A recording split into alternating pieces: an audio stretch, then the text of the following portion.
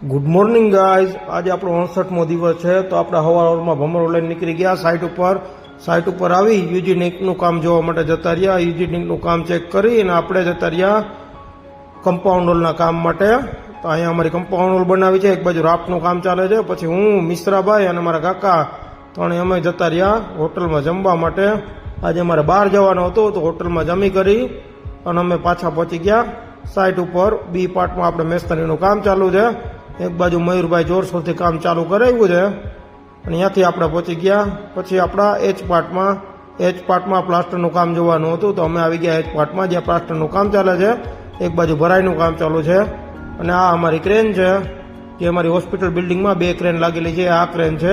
પછી આપણે service block જોઈ અને આપણે એ પાર્ટનું ચણતર અને પ્લાસ્ટરનું કામ જોવાનું હતું તો આપણે એ જોઈ અને પાછા પહોંચી ગયા આપણી ઓફિસે. આજના વ્લોગમાં આટલું જ.